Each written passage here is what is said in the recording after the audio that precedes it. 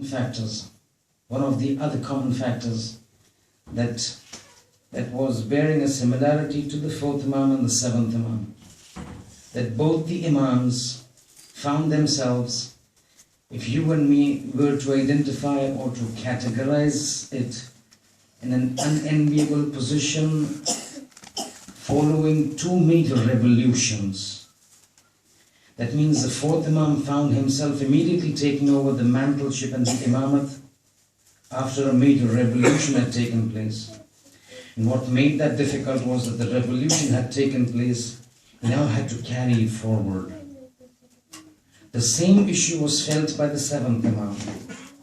He immediately found himself after a revolution, and now his task was to carry it forward. And you do realize one thing, that when it comes to continuing a venture, it is as important, as difficult, and as significant as initiating that venture. So if you find that the seventh Imam found himself immediately after the ilmi revolution, the cultural revolution of the fifth Imam and sixth Imam, the revolution of knowledge and ilm and fiqh and aqaid and akhlaq and culture and science and knowledge of the fifth and the sixth Imam. The seventh Imam is not immediately after it. And the ajab thing is that Sallu ala Muhammadin wa ala Muhammad. Allahumma salli ala Muhammad. You find the seventh Imam after the cultural revolution, and he's got a protracted period of 35 plus years for Imamat. To continue that revolution, he was given that protracted period. Probably it is one of the hikmat of God. The two very significant and important phases in the history of the Imams were such that immediately after a revolution, the next Imam was given a protracted period of Imamat, probably to stabilize the situation, probably to carry that revolution, probably an immediate change of guard would have created some problems, whatever the hikmat, that we are not concerned. But this is the fact. So you find seventh Imam after the cultural revolution and the ilmi revolution of the fifth and the sixth Imam.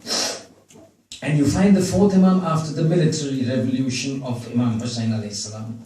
And here again, after the shahadat of Hussain ibn Ali, you find that the revolution taking place, the entire world jolted. Over here, because of the shahadat of the third Imam. Over there, because of the revolution of the fifth and the sixth Imam. Over here, after the revolution, the shahadat, it shudders around the Islamic world. That the grandson of the Holy Prophet, at that time nobody realized. But the work of Sajjad and Zainab created such a scenario that it sends shudders now. And now it was the work of the fourth Imam to take this revolution forward and make it reach its accomplishment that it was supposed to reach and accomplish. And that's the reason we find that the similarity between the fourth Imam and the seventh Imam. There were several others, and when we embark, we will see how both of these Imam were so critical in continuing the work of Ali that he started after succession after the Holy Prophet. But having reached at this point, we've discussed a few things. We discussed certain scenarios that existed at the time of the fourth Imam. We discussed some of the challenges, not all. Some of the challenges that the fourth Imam experienced when he took it over. One of the things that you should realize is that once Karbala took place, things were never the same before. Because it was something that was unanticipated. It was something that was unenvisaged. Nobody would have thought, except Yazid, to have done such a thing. Even somebody who was magnitude times more powerful and more intelligent than Yazid, meaning Muawiyah ibn Abi Sufyan, never contemplated this sort of a massacre and this sort of a horrendous tragedy upon the Ahlul Bayt. He was very smart.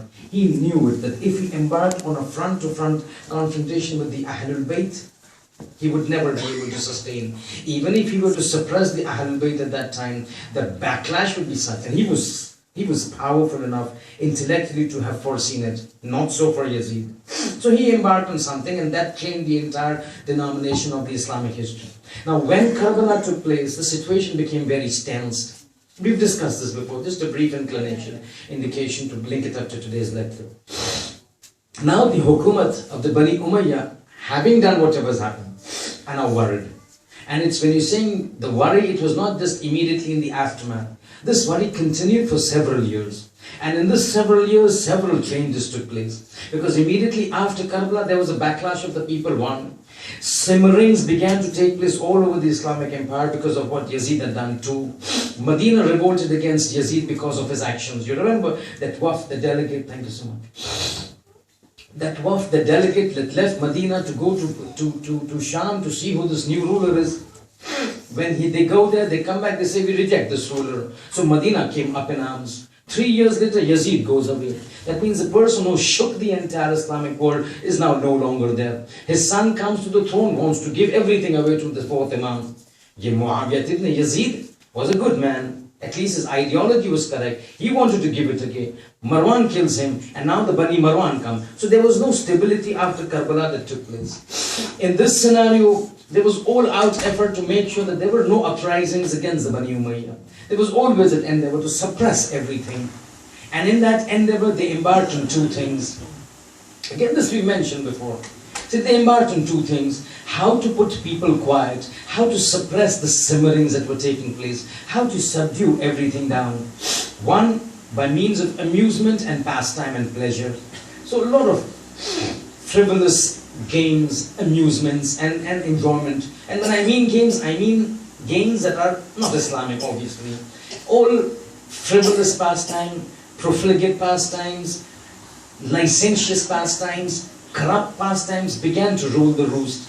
And so the society became very corrupt, became very depraved. Their ethics had dropped down, their morals had fallen down. Corruption and depravity was on the rule, because that's what they do. And this is what you see right now in many of the Arab countries, that you will see that appearance looks very nice, but the moment you move aside the veneer, you find the corruption deep down.